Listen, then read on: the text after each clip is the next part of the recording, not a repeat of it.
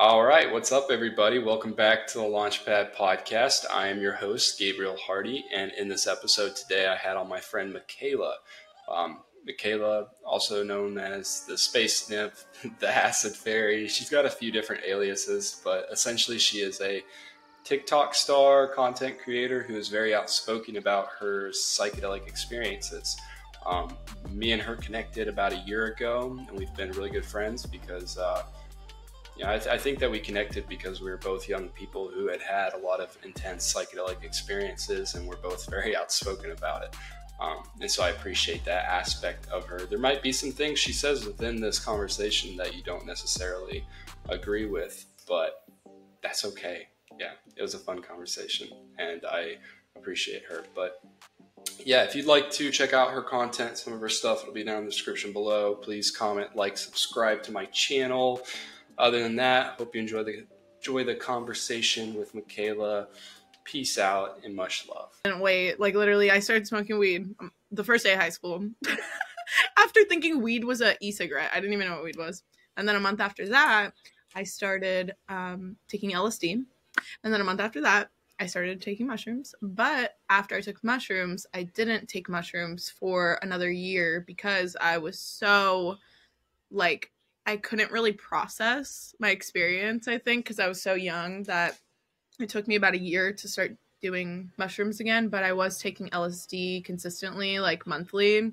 And then it became like every couple weeks. And then it became like every weekend. And it just like became like a thing. And I started to really delve deep into these realms that I didn't quite understand.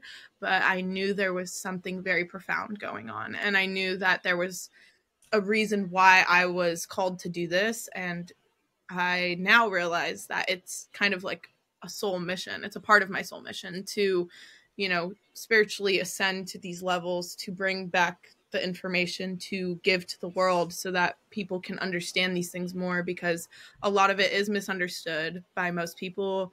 The media completely taints the idea of psychedelics. It completely warps just everybody's common understanding of what psychedelics can do for the human mind, because they are so powerful that if you're not educated on them and you take them, bad things could happen. You could, not understand and go into psychosis. So that's why people like us are here to help teach the world those things so that people can use it as medicine, because it is medicine. And eventually, I think in the future, everyone will be taking psychedelics, because it will be, and I know that's like the most controversial thing to say, but I do think. Are you doing your whole Miss Universe thing right now? I believe in a world where everyone takes mushrooms and we're just happy. I do, but that's a perfect world right there, which will take a long time to get to, but I think with technology and social media and everybody being able to spread information so quickly now, it's becoming so much more normalized. We are having another psychedelic revolution, whether we realize it or not, even more than the 60s and the 70s, because at that time, it was happening in specific parts of the world, but the communication, the technology wasn't as advanced. There wasn't the ability to spread information as quickly as there is now. And so I think it's a beautiful thing that we're able to do this and be able to share our experiences with the world so that they know what it's like, and it inspires people. And also, I took 30 tabs at once. Yeah. And most people, I wouldn't recommend to do that, but because I had that experience. Wait, are you serious? Yeah, unfortunately, I don't believe everyone should take 30 tabs, at least not yet. But hopefully one day everyone's drinking vials of it. I mean, shit, that would be fun.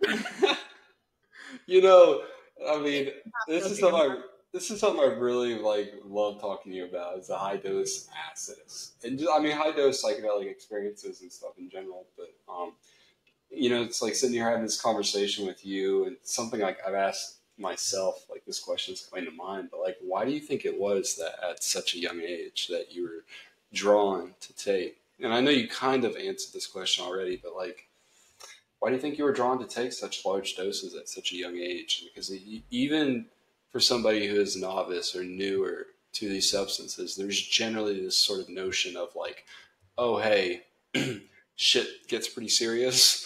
And shit seems to get more serious the higher the dose goes. And I'm sure shit gets really serious at super high doses. So, like, Yeah. what do you think it was that was like your impetus to kind of like push that boundary? Well, I think for me personally, I'm a very curious person. I always have been since I was really young, and I've always kind of had this, I guess I would say a lot of it comes from the fact that my imagination is so big. And so with psychedelics, I realized it was opening up these realms of like, I'm a visionary, I'm an artist, I do like drawing and painting and all that stuff. And ever since I was really little, I always knew I was an artist. Like ever since I was like conscious, like as long as I can remember. And I've always had very like esoteric thoughts about like, what is the universe? Why are we here? What is going on? Like, why was I placed in this world? Like, I've always just had these thoughts in my head. And when I got older, I feel like the universe kind of just guided me to the psychedelics. And once I took them, I started to realize, it was answering these questions for me that I had my whole life. And all of a sudden I was starting to find these answers, but, there's always still the unknown. No matter like how many times you take psychedelics, there's always going to be more questions that you want answers to. And so after I had my first LSD trip, I had a very profound realization about the fact. I remember when I actually have videos like on my MacBook somewhere that I took on like the MacBook photo booth when I was like literally 13. I had just moved into a new house and all I had in my room was a mattress and a TV, and I put on I looked up trippy videos to watch on acid, and it was like the first video that came up was like this compilation of like trippy cartoons mixed with like Pink Floyd playing like with like space sound or space images and just like trippy sounds, and like it was opening up this portal in me where all of a sudden I was receiving these downloads of visions and I started to draw them, and I was like really just amazed at what I was discovering just from putting this little tab on my tongue. And I was just like so in awe. And when I was done with that trip and I went to tell all my friends, I was like, oh my God, I took this. And like, you don't even understand. Like, I'm realizing like we're all one. Like God is us. We're all God, and we're all manifestations of God's artwork in the physical realm, and we're all connected. And like I was having all these thoughts at 13, and I'm like telling everyone, and of course, all my friends are like, what the fuck is wrong with you? Like, you're literally crazy. Like, what do you mean? Like, we're all God, like we're all connected, like we're all one. Like, what the fuck kind of hippie bullshit is that? And I was like, guys, I swear. But so, I was just so curious as to like what I was discovering. So I just kept going and doing a lot of research, which I found Dakota of Earth, who I know you've done a podcast with him, right? Yeah, we've done like group podcasts and stuff together. Dakota's great. He's doing some interesting adventures and stuff right now. Yeah, totally. We've been kind of in contact, and he's super cool. I love him. I'm total fangirl for him. But I found his channel when I was first beginning my psychedelic journey when I was like literally 13, and he was talking about psychedelics and all these profound things, and like he would go to like the pyramids and like do all this crazy shit, and I was just like, oh my God, this guy is talking about what I'm thinking. And I'm like, okay. So then I started, looking more into, like Terrence McKenna and Alan Watts and like all these people that have these profound, teachings that they have shared with the world. And I really went into the rabbit hole. I went down the fucking rabbit hole, and all of high school was basically me experimenting with psychedelics. And eventually I kind of went into psychosis, which is kind of a part of the process, but also because I didn't really limit myself of like what I was doing. I was kind of just like fully diving in because I had full faith in the universe that no matter what happens, like I'll be okay.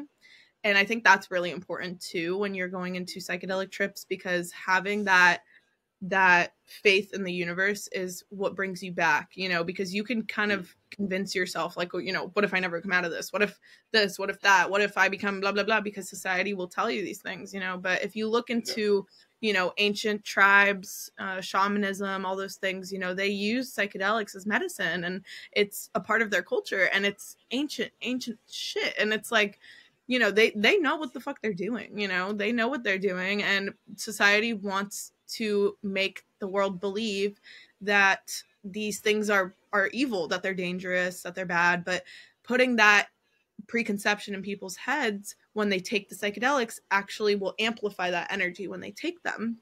And so I think that for me, like, it was really important for me to always tell myself, like, no matter what happens, no matter how far down this hole you go, no matter what you discover, just have faith in the universe and know that, like, everything's going to be okay. Because when I was 15, at that point, I had been taking psychedelics for 2 years straight, just all the time. And I took 6 grams of mushrooms at school, which was like not recommended. I don't really recommend it. Jesus, I mean, I'm not saying don't do it, but I know. I literally was like, I don't know. I just really thought the world, I was having a God complex as well, where I kind of just thought I could do anything. I would take the bus by myself to LA and like just drop acid or shrooms and go talk to crackheads and just explore around. And, you know, I've almost been robbed. I've almost been stabbed. I've almost been killed. I've almost been kidnapped. I've had people whip out their peepees on me. I've had people fucking like just all sorts of shit because I was a young girl and I was just going around doing stupid stuff, and I didn't really care because I thought, you know, God's on my side. I'm fucking protected. And I was protected because nothing ever happened. But I learned, you know, at a very young age that you have to be cautious. But I was very much like a wild child. I was very rebellious. Once I started taking psychedelics, I realized the school system was bullshit. That's why I took 6 grams of shrooms at school, because I was like convinced that if I took the shrooms at school, that like it would like turn the school into a playground. But I ended up doing it 3 times at school. And each time that I did shrooms at school, I was like, okay, this is actually like the worst thing ever. I ended up like basically dropping out of school because I was like, this is like, fuck the system. I used to show up to school barefoot. I used to graffiti like shit on the walls and be like, society's trying to conform you. Wake up.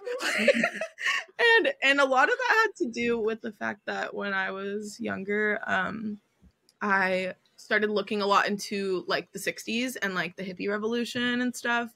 And I do believe that I was like a hippie in the 60s in a past life, because I remember when I was little, my mom told me what the hippies were. And I told my mom, and she told me this, actually. I don't even remember this because I was like 4 years old.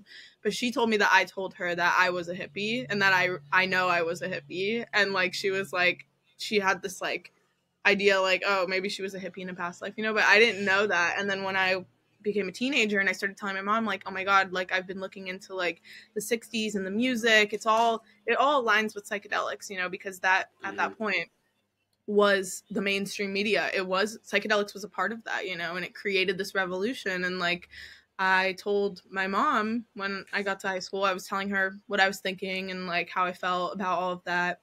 And then she told me, she's like, you know, when you were like 4 years old, you would tell me like you thought you were a hippie, and I didn't even know like really what that meant, but I would just always tell her that. And so I don't know, I just thought that was interesting. But past life stuff, we'll get into that one day. This idea of past lives and reincarnation is something that has come through in like my own experiences, like several different times now in several different ways. It's something that obviously different cultures and ancient religions point to. It's something that seems like has come through in a lot of other people's experiences. This idea that, you know, maybe we don't live one life, maybe we live multiple lives, maybe we have a soul, maybe there's a reincarnation cycle or something like that. Have you tapped into that in any of your high dose experiences, the sort of reincarnation cycle?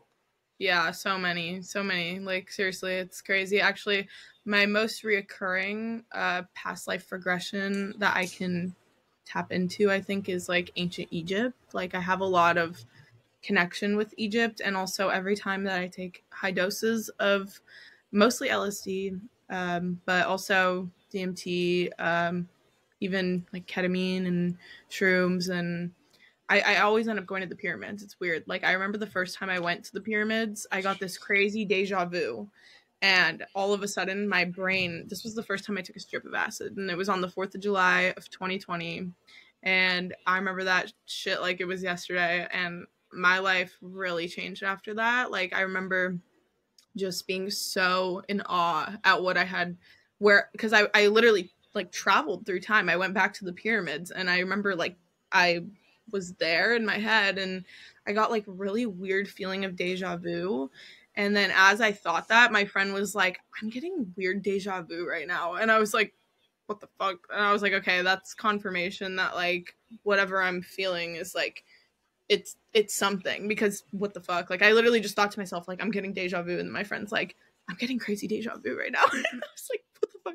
But besides the point, like, you know, that was the first time I had seen like the pyramids, and I was like, that's weird, because at that point, like, I was super interested in like the pyramids since I was young. I'd always watch like ancient civilizations with my dad, and like, you know, he was always into that stuff, so I was always like really interested in like, you know, ancient history and like stuff like that. But that after that trip really got me looking into the pyramids. And over time, you know, when I did my 30 tab acid trip, I got taken out of my body by these pyramid entities, or I believe they were some sort of like spacecraft of some sort. Like, they came down. And also I've had multiple dreams after that of like these pyramid spaceships coming down, like, and they're so detailed and so vivid, and like I don't know why else it would be like so reoccurring if I wasn't so connected to ancient Egypt. And my most recent shroom trip, which was like literally 2 weeks ago, I haven't done mushrooms in a long time, but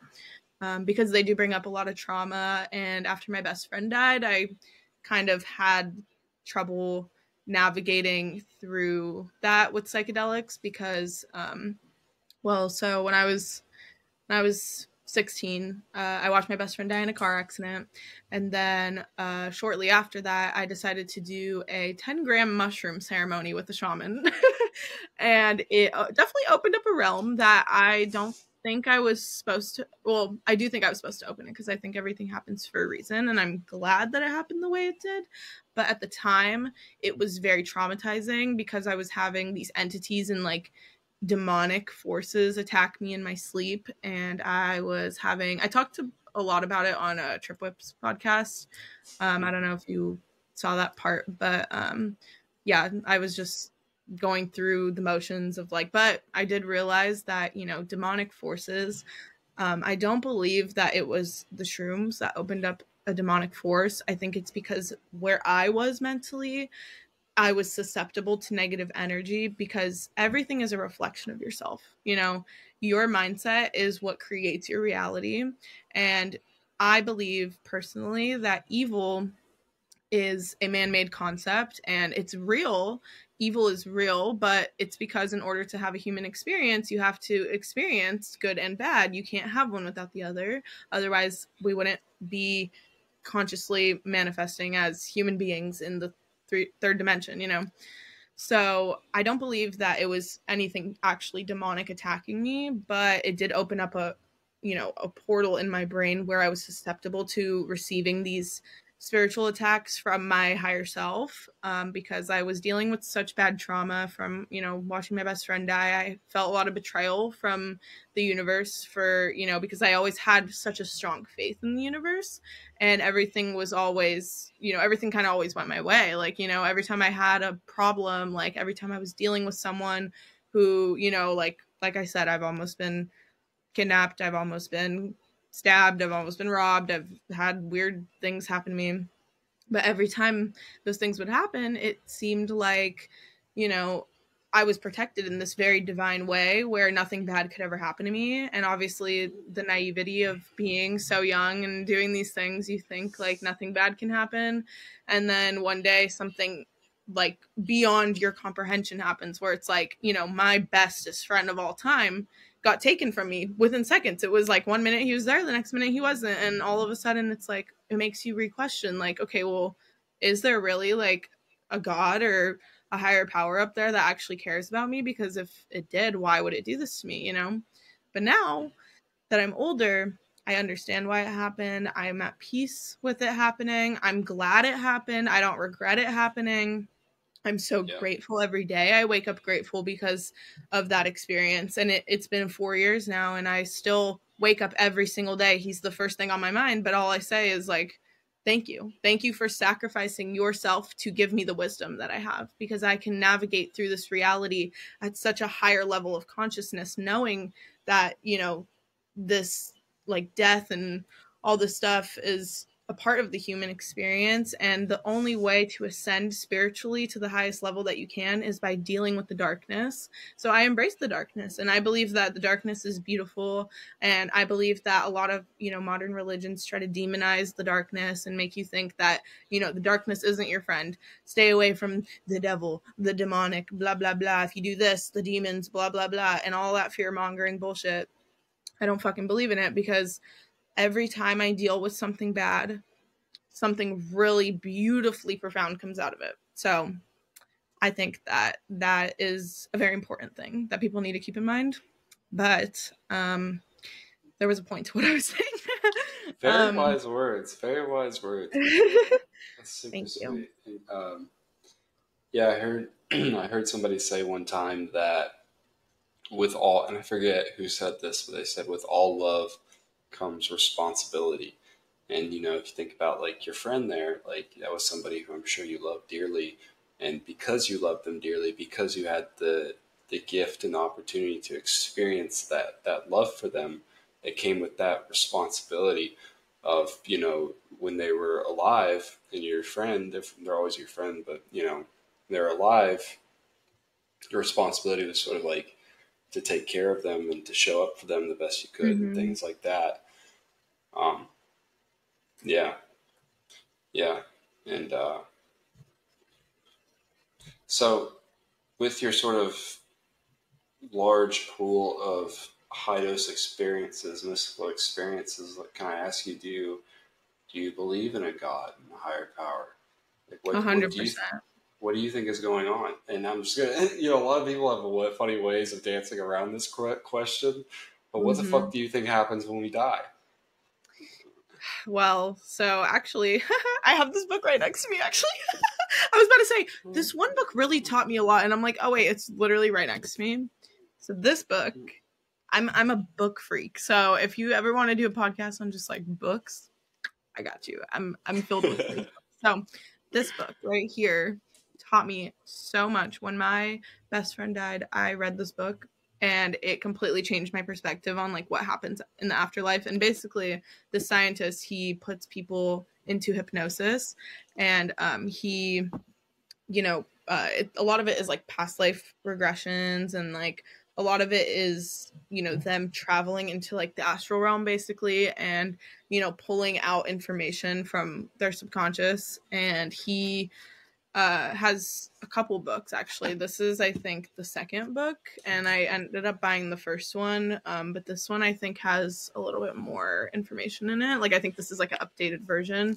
It's called The Destiny of Souls. Anyway, so that book basically talks about like the levels in the soul world and the, you know, dimension beyond ours. I mean, there's, you know, infinite dimensions, and I do think that God or higher power is actually like an infinite consciousness that keeps going. Like, I don't think there's just like a higher power that made humans and like made this world and like that's it, you know, like it doesn't stop there. Like in everything, basically, I believe that, you know, the third dimension, what we're in right now, even though we can, you know, we can travel through here to other dimensions, but in the physical world, I believe that, you know, the physical world is just a manifestation of the other dimensions, you know, just like in the way where when you draw a picture, it's basically you manifesting into the second dimension, into a lower dimension. You're creating this artwork or whatever it may be that is in that dimension, you know, and so that's just a manifestation of like your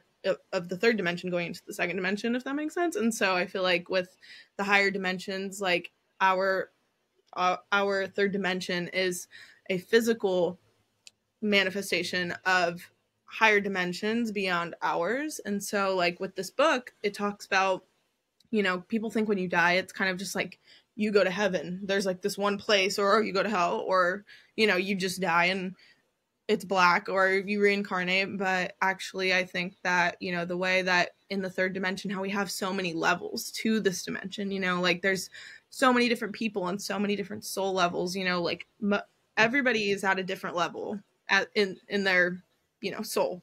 And so I believe that in higher dimensions, you know, when we die, we go to a place where, you know, there's levels, there's, you know, there's light consciousness there. There's still dimensional, you know, there, it's not just like all of a sudden you go to the light and you're just light. It's like there's still dimensions and dimensions and dimensions, you know. It's so intricate and it's infinite. I do believe it's infinite, and I believe that, you know, just the way how the universe is infinite, like there's no end point to it, you know, and there's no end point to how many humans are created. Every human is completely different. There's never an end point. I really truly believe that. So I believe that God is this infinite, whatever created us, something created it, and something created that, and something created that. And where does it go? I don't really know, but I think that's a part of the human experience, is not knowing. And that's what gives us the drive to keep discovering, you know. And maybe we'll never know, or maybe, you know, technology will become so advanced that it outknows us and it tells us what the universe actually is, or why we're here, you know. I mean, shit, ChatGPT tells me things that I'm like, goddamn, like, where y'all get this information from? You know, I mean, like, technology, I think, too, is a manifestation of, you know, spiritual ascension. And a lot of people believe that technology is a bad thing, but I believe that technology is more of a manifestation of how advanced humans are becoming, to a point where we're able to recreate the simulation in which we live in, which the simulation thing is like, that's a whole nother topic, but Yeah, don't even fucking start with me. Yeah, I'm like, we will be sitting here all goddamn day figuring this shit out. Yeah, literally. no, I think I it's didn't really explain important. that the best, but hopefully you understand what I'm saying. Yeah, no, totally. What you were saying, a lot of it resonates with, you know, once again, a lot of my own experiences and things that I've pulled together. I think a really important thing that you said there was that part where you were like, but at the same time, you know, like we don't kind of know, like we don't know, you know, and that's okay. Like that's okay that we don't know, and like I think that's really important. Like people finding, like, it's how comfortable are you with the unknown of that. And like the mystical psychedelic experiences seem to have this funny trend and funny way of simultaneously humbling you, like with that fact, like you don't really know, but also comforting you at the same time, you know, right? Because like my story was obviously very different, but somewhat similar to yours, of like, you know, when I was a young child, it was you know, what I was offered in terms of some sort of answer, navigatory tool of something higher than myself was not adequate. I'm talking about like Christianity, of course, and like normal religion in that sense. I think we talked about how we both grew up with like religious shit going on, right? Did we talk about that? Yeah, and it was like that. And like when I got to like that kind of early adulthood type era, I felt like I was staring down like just this long dark hallway of like, oh shit, like schools, like school type stuff. I don't like school, and it seems like jobs are kind of like school, and like the whole thing seemed very dark, and they really sort of offered me like this gift of remembrance of this like sort of magic, and truly this feeling of like this comfort of like it's going to be okay, like you're loved, you know. There's a sort of a feeling of purpose too, you know what I mean? Like all of these things that I like, how so many human beings are like truly lacking this. And we're the fucking crazy ones, right, Michela? I know. We're the crazy ones. Do you feel like over time though, your relation, like, yeah, do you think your relationship over time to God or to this mystical place or these other realms has changed at all? Like, I know whenever I first started experimenting, I went through a really sort of heavy experimental phase, kind of like yourself. And part of it was because it felt very much, and it still does feel very welcoming, but it was so welcoming and nothing but love and light. You know what I'm saying? Even in like Mhm. the dark, even in some of like the dark lessons and things. But Totally. over time with myself, and I don't know if I'm gonna really word this exactly, articulate this perfectly, but it's like there's this sense of responsibility that comes through a lot too. And I guess this kind of comes back to like the love and responsibility thing that I was saying. There's this deep sense of responsibility, like, um, you know, yeah, like there's a feeling of like I've been gifted with a lot. And like Mhm. I've also been gifted with a lot of like knowledge or Mhm. maybe wisdom and insights as well too, and a level of self awareness. And it's there's this feeling of responsibility a lot that I experience within the tryptamine palace nowadays. I don't know if you Totally. experience that as well too.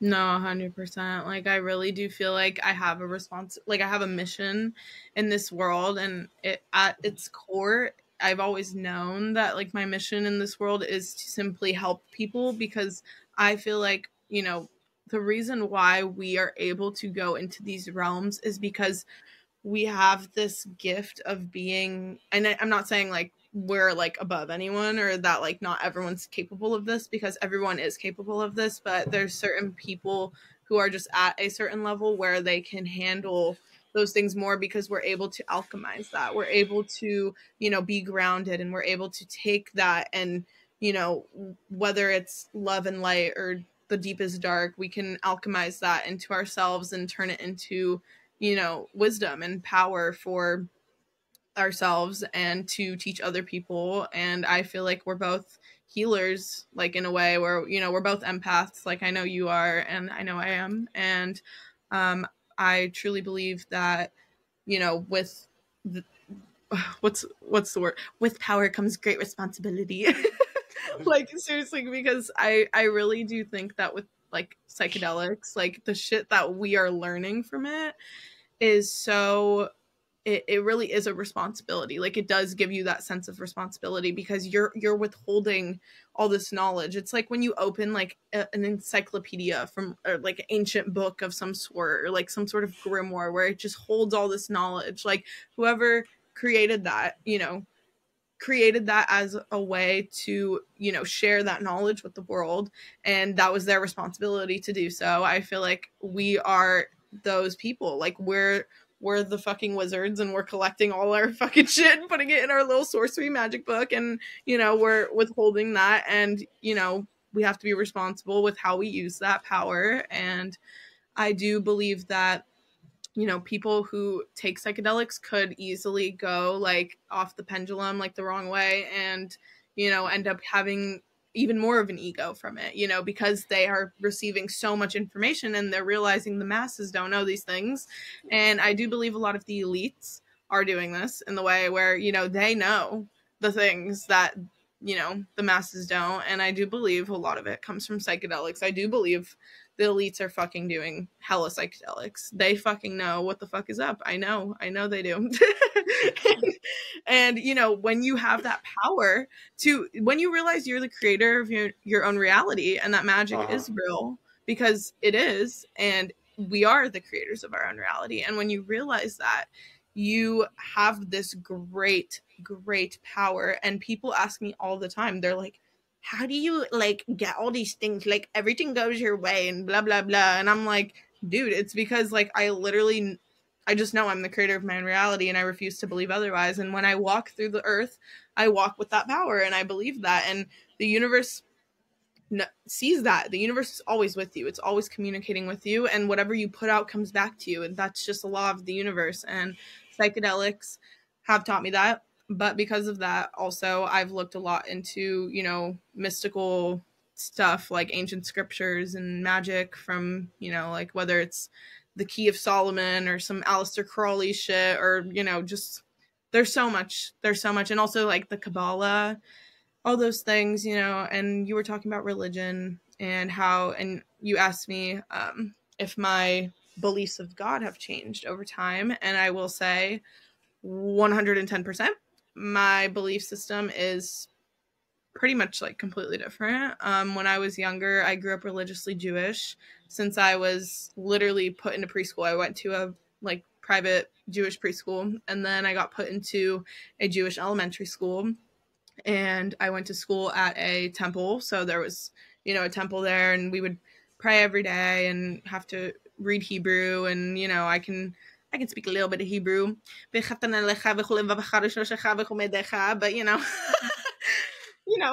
I'm grateful that I Quit have... showing off. I know, right? I'm like, but it's a weird flex, I know. But when I was younger, I was taught that God was something outside of me. And also I've noticed in religions, they like to call God he, to condition you to believe that God is like this figure, this male figure of some sort in the sky that, is dictating everything that you do. And I believe the reason why they say he, or like, instead of she, I mean, there's a lot behind that, but the masculine energy is, disconnected from, like, who are you going to be more scared of? Like a man being like, you have to do this, or a woman being like, you have to do this. Like, women have maternal energy. Like if everyone saw God as a woman, I think they would have less fear of it. You know what I mean? So I do believe that and I don't believe that, God is a woman or anything. God is androgynous. God is literally the, the masculine and the feminine. And it's one, there's no gender outside of the physical realm. I mean, there's masculine and feminine energy that goes beyond the physical realm, but I don't believe that, there's a God above that's a man or a woman or any sort of figure. Like I said, so are you saying that God is gay? Yeah. No, okay. God's gay as fuck. No, okay. I'm gonna put that on a T-shirt. God is gay. It's on sale for Pride's Month. Honestly, God's a little gay. I mean, if we're on God, then God is gay because there's gay people. Right. Therefore, right. God is gay. God's a freak. God is fucking like it or not. God is gay. Okay. But please continue. I love you. You're so funny. But so when I was younger, I always lived in fear. Like I remember when I was really young, my mom also fed into this fear because she was very, she is still very brainwashed by the belief of thinking like, you have to follow everything God says, and if you don't, like, you're gonna go to fucking hell. Like, you better fucking blah blah blah. Like, you blah blah blah. And to an extent, I believe in karma. I'm not saying, you can be however you want and there's no hell and there's no, consequence, but I don't believe in hell. I don't believe, I mean, I believe that, there's imitation of hell. I believe actually hell is earth, really. Like, I think that the physical realm is the closest thing to hell. I think anything beyond this, it just gets further and further away from negativity, if that makes sense. But when I was really younger, I had this really, really instilled belief, and I still feel it sometimes, like if I see a homeless person on the street and I don't have cash on me to give them, I feel this guilt that's been there since I was young, where it's like, oh God, if I don't do that, like if I don't go out of my way to help them, like something bad's going to happen to me. That's really like what they make you believe is like, if you don't do this, then this will happen. And if you do this, then this will happen. And it's, karma is basically, what you put out, you get back. And I like that better, that understanding better, because it's, it's not as guilt. It's not as fear mongering. Like, I feel like, when I see a homeless person on the street and I don't have anything to give them, but I'm like in a rush to get somewhere, to me, I'm like, okay, well, I know that I would want to help this person, even though most homeless people, I've been yelled at by homeless people for like buying them food, and they're like, I don't want this. And I'm like, motherfucker, then go stand somewhere else where you want food. Like, I'm sorry, go stand outside the fucking steakhouse if you want something from there. Like, I literally bought this homeless guy fries the other day, and he literally was like, get that shit away from me. I don't fucking want that. And I was like, okay. I was like, I get it, because like I don't eat processed food or anything, or like oil. But man, like, beggars can't be choosy. You ever heard that? Beggars can't be choosy? Like, period. So, period. But yeah, so, anyway, the point is, my ADHD brain's like, But you know, like, I feel like I just always grew up with like very fear instilled beliefs, and I would live my life. I remember I would literally try to pee on the toilet, and I was scared because I was like, oh my god, God's watching me. What if I pee wrong? Like, literally, I was like 4 years old thinking that. Mm-hmm. And it's fucked up because that's what religion does to people. Like, you know, it makes you conform out of fear. And that's the difference between spirituality and religion. Religion makes you think that there is a God outside of you that you have to obey to, and spirituality makes you realize that you are God. Everyone is God, and you have that, you are connected internally to God, not externally. And so within yourself, you can alchemize and become your best version of yourself and be a good person and have good morals, realizing that, you know, you and God or the universe or whatever you want to call it, you are one with that. You know, it's not something outside of you. And I think that's like the most important thing that's shifted my perspective on spirituality and my spiritual beliefs in general, because I grew up really believing that there was this God dictating me in everything I did. I was just always in fear. I remember, like, you know, not stepping on the cracks on the sidewalk because I made myself believe like God made the sidewalk specific, you know, for me to walk on that. And if I didn't, then, you know, like, it's just little things like that. And it's so fucked up because when you're so young, you're so naive, and you know, like, I was a very, very good kid when I was little. And I think that's why I had such a rebellious phase when I got into high school, because I was so resentful towards the fact that I lived in fear for so long. But I'm glad I did. I lived in fear my whole life. I was always just a very quiet kid. I followed everything someone told. Like, if an authority told me to do something, I followed, because I didn't want to upset God. I didn't want to hurt anyone. I didn't want to, you know. But now that I'm older and I started taking psychedelics, I realized that, you know, there is a moral compass within all of us that we can align to, you know, have our heart open to everyone. And that clarity that comes from opening your heart is so important. And that's the problem, is so many people are so disconnected from their heart space. So when they navigate through the world, they're not navigating through their heart. They're navigating up here. They're navigating, you know, with survival instinct, in the way where people become greedy. They become angry, they become rageful, they become resentful. And the problem with that is, you know, it creates a ripple effect. And, you know, when everyone's mad and everyone's angry, humans, you know, they feel everything. They adapt from their surroundings. And if everyone around you is operating at that level, you're going to start operating at that level. Like, you are who you surround yourself with, you know? And so the only real cure to this is by going within, is by reflecting, doing the shadow work to understand, like, where does this anger come from? Where does this greed come from? Where does this survival, you know, drive in me, where, you know, I don't believe in abundance? That's really what it is. It's not believing that everything is abundant, because when you realize that the universe is abundant, you're no longer living in fear, where every day is like, well, what if I don't have enough to do this? Like, what if I don't have enough money? Or like, what if this person does this to me? And then what if I just was nice to them for no reason, and blah, blah, blah. But once you realize that the universe is abundant and that love is infinite, there's no longer that feeling of, you know, just operating at that lower level of vibration, you know? So I don't know. I think that's what I realized from taking psychedelics compared to like when I was younger, you know, living at that level of fear. I think that's the main thing that's shifted for me. Yeah, it seems to it seems to pretty reliably free people up in a lot of ways, right? I mean, what you're talking about, like a lot of religious trauma, that typically does stem from, you know, a lot of fear being installed in some way or another. I experienced that as well. This, you know, 6, 7 years old, the concept to me of, you know, eternity itself or infinity, whatever that is, like, just that to me itself was mind boggling and somewhat kind of scary.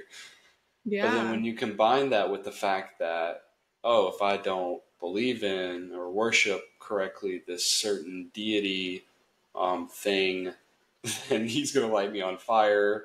and I'm gonna be on fire for eternity. Yeah, it was really scary, and I really underestimated the impact that had on me until I started taking psychedelics in my early adulthood and started there was experiences where I literally sat with those feelings and unpacked that and recognized that and kind of reassociated myself with that. But yeah,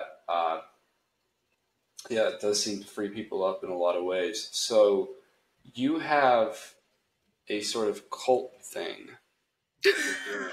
I mean, Okay, we're just gonna 180 that way.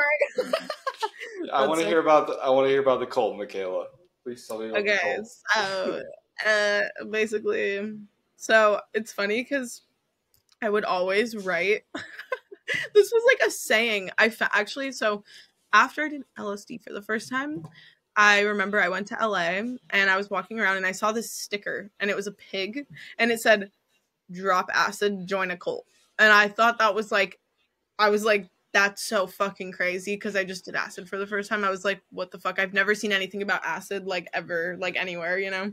So for some reason that always stuck with me. So every time I'd graffiti, because I was crazy, I would graffiti shit everywhere. I would vandalize the fuck out of public places because I'm an artist. I was trying to make it look pretty, you know? I wasn't trying to be fuck, blah, blah, blah. I wouldn't write anything bad. I would just be the system's out to get you. Drop acid, join a cult. You know, little sun, little rainbow, little, heart, little mushroom, it was out of love, I was trying to help people, but that saying always stuck with me. So I always would joke and be yeah, when I have my cult, we're gonna change the world, we're gonna have a little revolution, and we're gonna blah blah blah. Now I actually have a cult, so it's kind of funny. But and it's called manifestation. It's called sorry, it's called putting it out into the universe and the universe eventually reciprocating that back to you. Because I mean, shit, I was in Florida in December. I don't know if I told you about this because we hung out after that, I'm pretty sure, right? Did we hang out in it was January or something. Yeah. Okay. So I think it was shortly after that, but when I was in Florida, I was wearing this flower crown on the beach and I was on shrooms and I was just by myself, and I had taken a 4-hour Uber to Miami from this resort because I went on this Jewish retreat, because if you're Jewish, you get free trips places. It's really weird, actually. I'm not going to get into it on here, but but let's just say if you're Jewish, okay, we'll make that another podcast. Yeah, honestly, yeah. The reason why I don't want to talk about it much is just because I've been getting a lot of hatred online, because I've openly said that I'm Jewish, not religiously, but I'm ethnically Jewish, and a lot of people think for some reason that means I'm anti-Palestine and that I'm want to bomb the Middle East or something, which is absolutely absurd. People are so stupid, which is I really don't care about people like that, because it's okay, if you're that fucking ignorant, I don't even know how you're operating in the world, but you do you do you, I'll do me, whatever. But I'm ethnically Jewish, and we do get a lot of free trips around the world, so because there's a lot of money and the Jews run the fucking world. It's actually scary. Anyway, so anyway, so I took an Uber from this place that I was at in the middle of nowhere. That I was on this beach in the middle of nowhere doing these classes, and they were teaching us the Kabbalah and shit like that. And I ended up just dipping at 3 a.m. Took a 4-hour Uber to Miami, and I ended up just leaving them and staying there. Sorry, Rabbi, if you see this. I hope you never see this, but if you do, I'm praying that you don't. But if you do, shit, I mean, whatever. Yeah, so anyway, I was in Miami and I was on the beach, and I had my little flower crown on my head, so I guess I was pretty noticeable, because on TikTok I was posting earlier that day in the flower crown, but this guy came up to me and he was like, "Hey, aren't you that girl with the cult on TikTok? Can I join your cult?" I was like, and he looked really scary, so I was like, and I grabbed my phone. I was like, "I'm on the phone with my boyfriend. I'm sorry, you have to go away." So yeah, that was That was funny. But anyway, so I guess it's becoming known that like I have a cult or whatever, but so it's funny because when I started using Twitter after smoking DMT in Mexico and I saw like Elon Musk in the sky for some fucking reason, and then he told me to download Twitter because he had just bought Twitter or X or whatever the fuck you want to call it. Potato, but so I drew this drawing for Grimes because Grimes is like one of my like favorite artists and people in general. Fucking love that woman, and I don't give a fuck what anyone has to say about it, because if they say otherwise, they just don't really know her, and they don't really like, you know, people hear things from everywhere and all sorts of made up bullshit. So anyway, but Grimes, I drew her this drawing. It was my DMT entity that I, you know, because I saw Elon Musk. It was a really weird trip. I really don't know how to explain why any of it happened, but all I know is it told me download Twitter, post this drawing, tag Grimes, and what happens? I do it. Nothing happens. But then 6 months later, all of a sudden I wake up and Grimes followed me and she saw my art, and next thing you know, Elon Musk liked my post of like something completely different. Just like weird shit. So, you know, and all that I really did was take drugs and make art. So that was cool. But, and, you know, the universe be like that sometimes. When you follow your heart, which is DMT and drawing, you know, so always follow your dreams. That's the message. The fact that it was 6 months later too.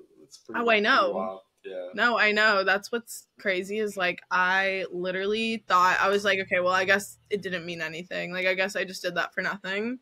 But then one day, this person reached out to me because they saw my art and they were like, how much do you do for commissions? And they were making a song with Grimes, or like planning to make a song with Grimes, and Grimes followed them.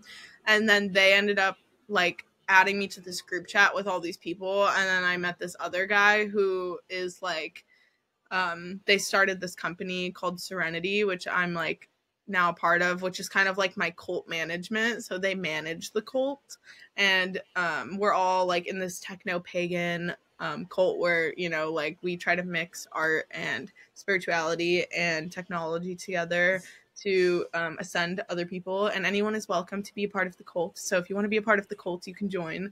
And just because it's called a cult doesn't mean it's evil, and that's like the worst like misconception.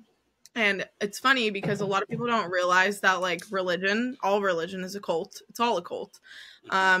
Politics, you know, Republicans, Democrats, that shit's a cult. You fucking name any sort of group of any sort, you know, a community, that's a fucking cult. It's all a fucking cult. But some people don't call it a cult because they want to sound, oh, we're so nice and innocent. We're not a cult. We would never be a cult. No, we're just a community of people that brainwash the fuck out of you. That's what we are. But blah blah blah. No, but I'm telling you straight up, my shit's a cult. So you already know. It's a fucking cult. I'm not going to fucking sugarcoat it. It's a cult, okay? And it's a good cult. It's a nice cult. Right. It's all full of beautiful people. I love all the people I work with. And now because of my cult, I'm moving to England.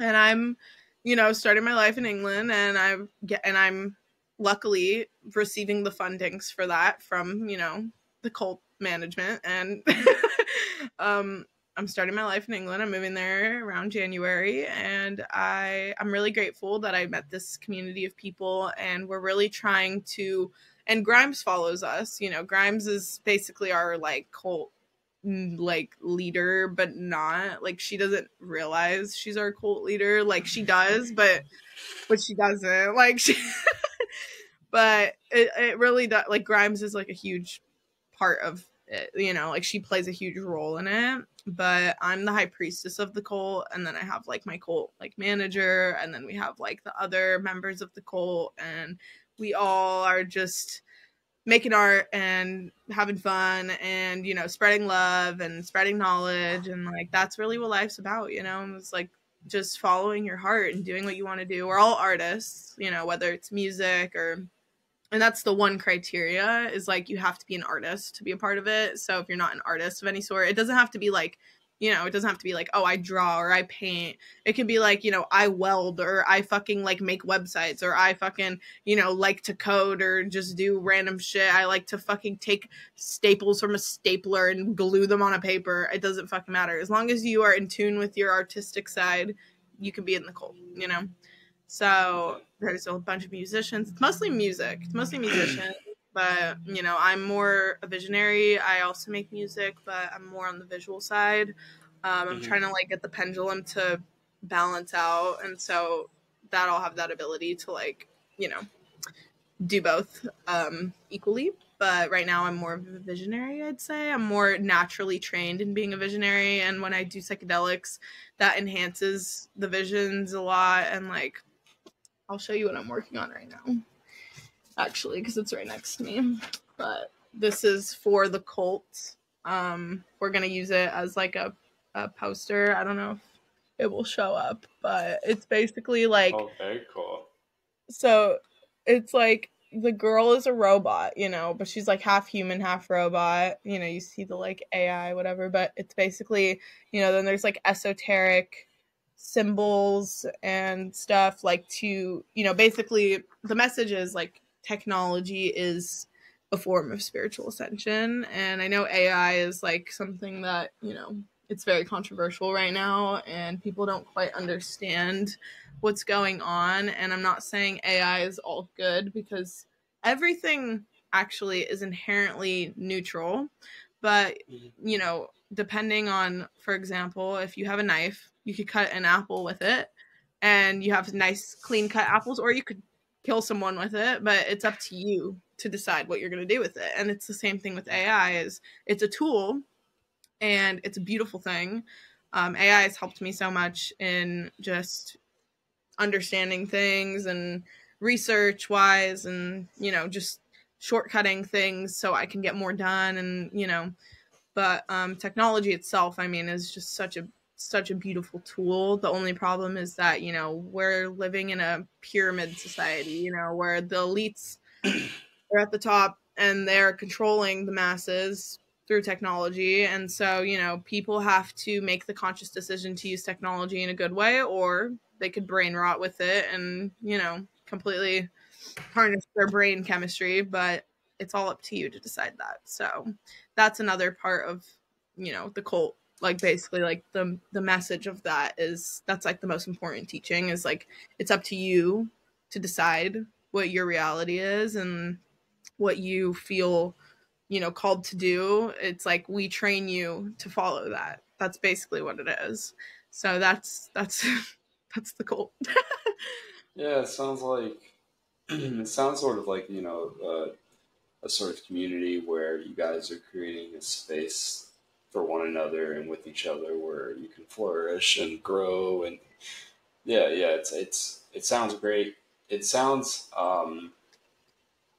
yeah, there was a podcast we did where we were talking about like if you're gonna legalize psychedelics, like what sort of models look best, and what we ultimately came to was these sort of like smaller cluster based, localized, community based models. You know what I mean? And it was really interesting because I was at a music festival, and I had taken 10 hits of acid. I haven't told you about this experience, Michela, but Oh my god! Congratulations! How was it? It was amazing. It was life changing, of course. But yeah, I took 10 hits of LSD at this music festival, and I had this vision and this like realization. And the vision that I had was I was seeing music festivals, and there's a lot more than what I'm about to like spew out here. But like I was seeing music festivals, and I was realizing that like what they were was like this super intelligent, unspoken hive mind that we have created as people, that is a sort of safe space for one another to take hallucinogenic drugs. Because I was sitting there like looking at everybody, and you look at all these people dressed up in these silly ass outfits and just being hilarious and just being monkeys. And you know, it's like when you watch them for really long, are at the end of the day. when you watch them for long enough and talk to enough of them, you get the consensus that okay, most people here are on some sort of hallucinogenic drug, and there's a lot of smoke and mirrors, a a lot of interesting modalities going on at once, a lot of interesting synergies of meditation with music and meditation with psychedelic and whatever. But it seems like there's a lot of that is kind of smoke and mirrors because people want a safe space where we can camp out and like do this thing and have a sort of ceremony, this thing around it. And I was having this vision of this really intelligent hive mind thing that we have unspokenly created. Actually, I made a sketch of it. I'll just show you. This is a really bad sketch. Okay. But you see the little being guy here, and then he's sitting there, this music festival. So I just sketched this really quickly while I was on a lot of LSD. I want to turn it into a painting. But nice. Yeah, I guess the point of me bringing this up is like it kind of loops into what you're talking about. Like this is ultimately what like I think people need and sort of want when it comes to this shit is like it's just to be empowered at the individual level, to be able to have their little cliques, their little churches, their communities, their cults, whatever whatever the fucking smoke and mirrors is, you know what I'm saying? But yeah. I love that. Actually, wait, now I kind of want to show you the sketch that I had, because so when I had my shroom trip the other weekend, I was about to go to sleep. Like I thought the trip was over, and all of a sudden it was actually the weirdest thing ever, Gabe. Like I've never had anything like this, because the visuals went away. Like it was like after the trip and I was falling asleep, and all of a sudden I got like punched in the face with some crazy fucking visuals of just like the pure like it was like Egyptians. I literally drew it. I literally drew what I saw. Hold up.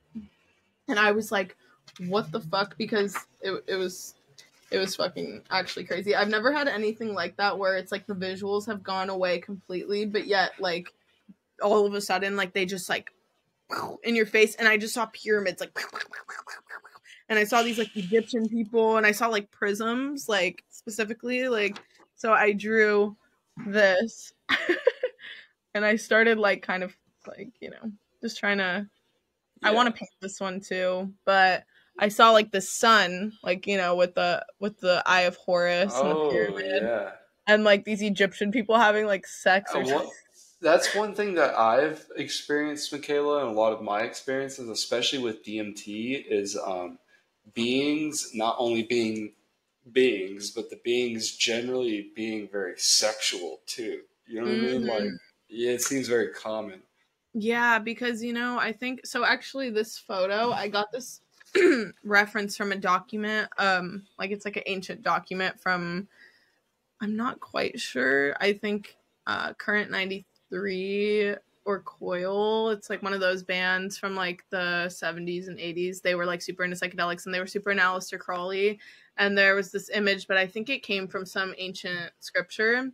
But I saw this, and I was trying to like put my finger on like where I had seen that. Like I was like, I swear I've seen something like this. And then my manager of the cult literally added this to a document because we're making a magazine right now, which is going to come out. Also, if you want to add anything to the magazine, like you're welcome to. Like if you have any, like if you want to talk about your psychedelic experience, like write it down. I'd love to. Send me an email. I would love to contribute. No, totally. Okay, we'll do it. But anyway, so he added this image of this to the document, and I was like, that's what I fucking saw. But so with the sexual thing, I think the reason why is because, I mean, obviously humans are sexual beings, and that's what creates other humans, and how the flow of life goes. But I think that being in tune sexually, I think, is also part of like your heart space and being open in that way. And like I think the reason why we have like when we're on like DMT or any like high dose of psychedelics where you're feeling that, I think it's just because a lot of people aren't in tune with it, and it's also demonized by religion.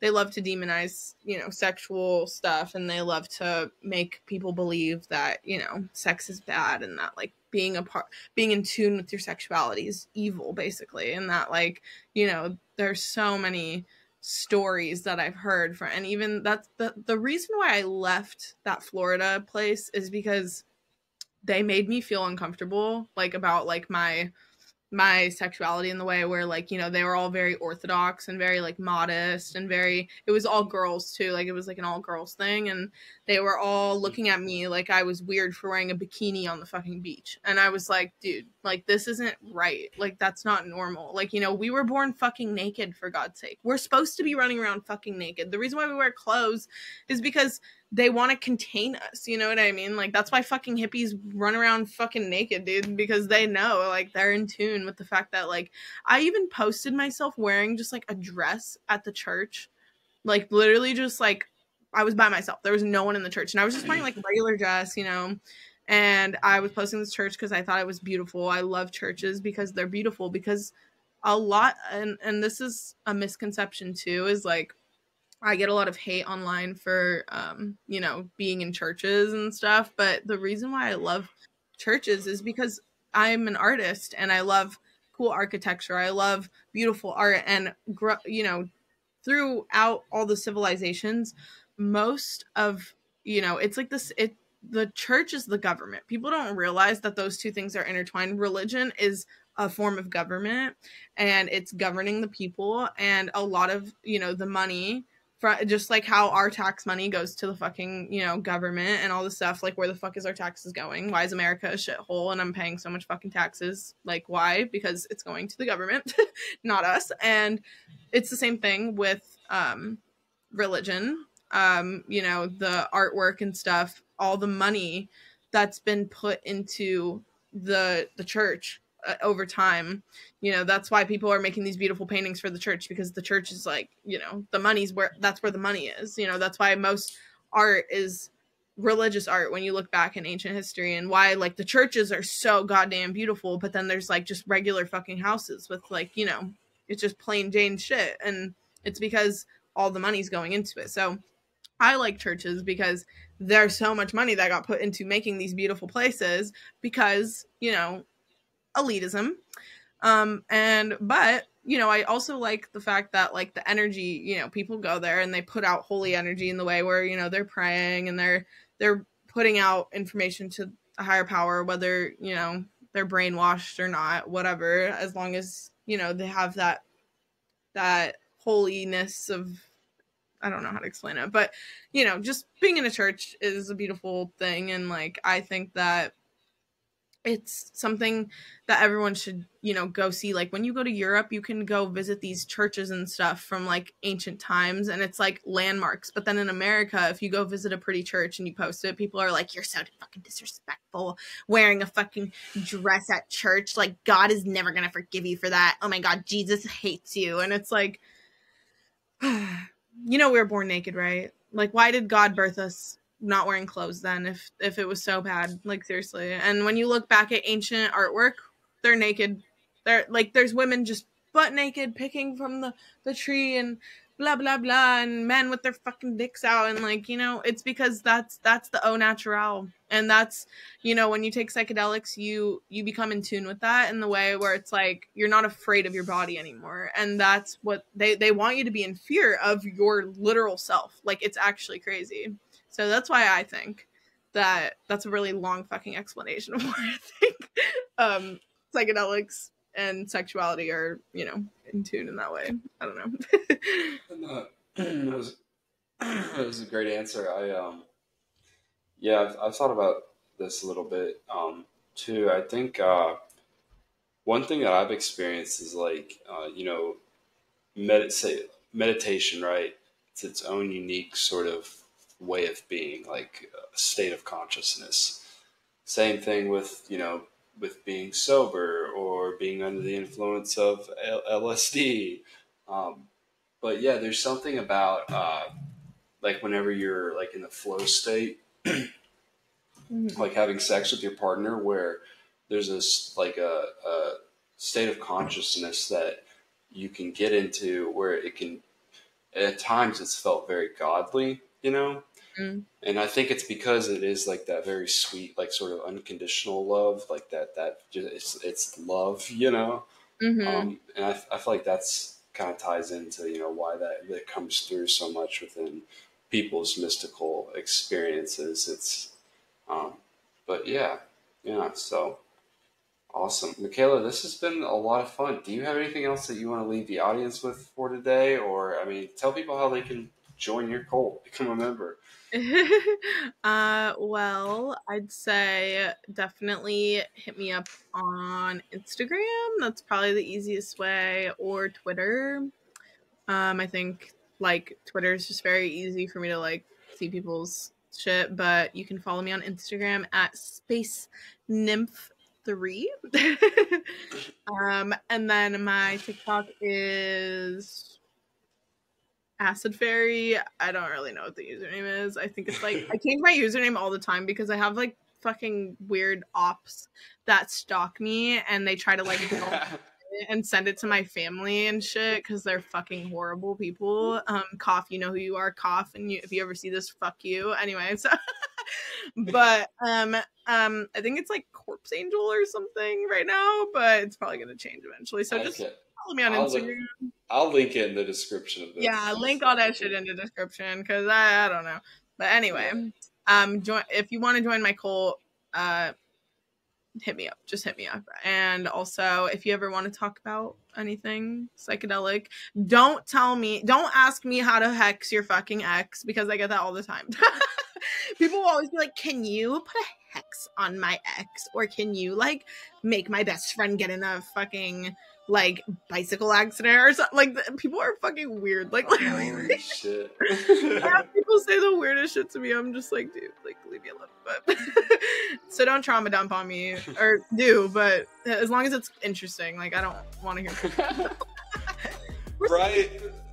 Fucking period. Only funny memes though. I'm very picky with my memes. They better be witty. They better be fucking good. Anyway. Trauma dump on me. No, please don't. But yeah, only if it's interesting. That's it. I like that. I'm just being real. Oh yeah.